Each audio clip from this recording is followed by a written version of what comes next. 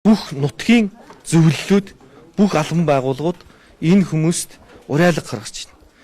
Монголын тал нь өлсөж яхад амьдрал хэцүү байна, төсвөр хэмнийгээд ингэж яхад бид бүхэн найрлаад, тасартлаа уугаад, ингээд хөгжөөд нэгэндээ их том оны шилдэг гэдэг ийм том өргөмжлөл гардуулаад ингээд сууж явах сэтгэл монгол хүнээс гарамгүй юм зүйл болох гэдэг юм л да.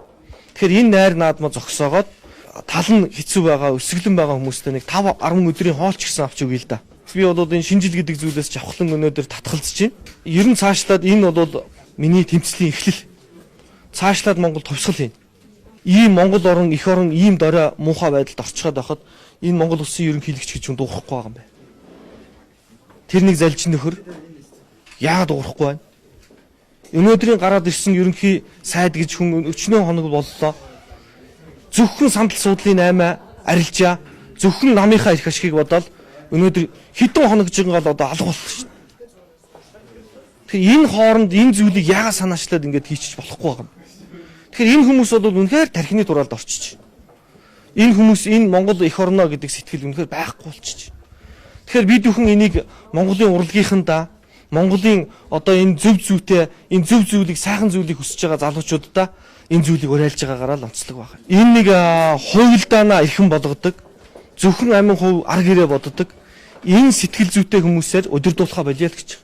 Тэгэхээр надад дээр энэ зүйлийг зөв гэж бодож байгаа бүх хүмүүс хүрээд бүгд нийлж байгаад энэ Монголоо цэвэрлэе.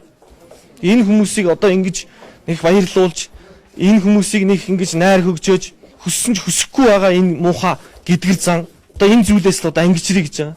Олон хүмүүс цомготхоод байна. Тэгэхдээ бид нар өнөөдрийн энэ хүн цомготгож өөрөөсөө хөөхөөсөө илүү яагаад өөрсдийнхээ энэ их амар тансаг хэрэглээ энэ их том машинуудаа болохгүй байгаа. Би маш олон залуучуудтай уулзсан. Үнэхээр энэ хүмүүс бол зөгсөж байна. 90 онд энэ хүмүүс өсөж гарч ирсэн тийм үү?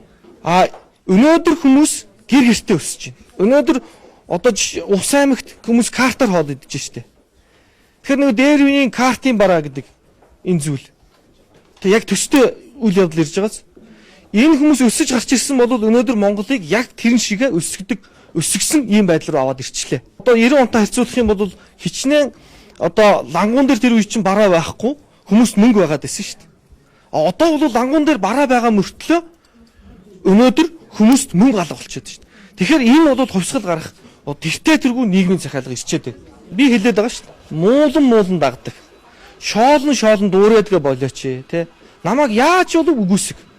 Тэгвэл энэний цаад эрх ашиг нь жавхлангийн эрх ашигаас илүү Монголын эрх ашиг яригдчихэж байгаа шүү.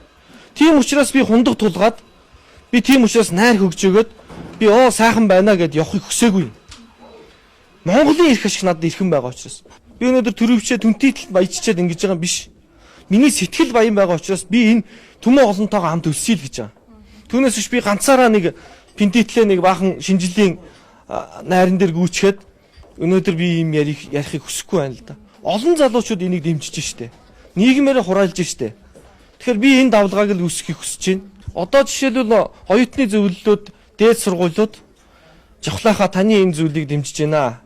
Бид нар энэ хитрхи найрнаасаа илүү энэ төр засаг гэхээсээ илүү энэ оюутнууд чинь энэ нийгмийн халамжийн байгууллагуудаар энэ асрамжийн газруудаар хандив тусламж өгөөд сая энэ CT дээд сургууль нөгөөх нь юу вэ?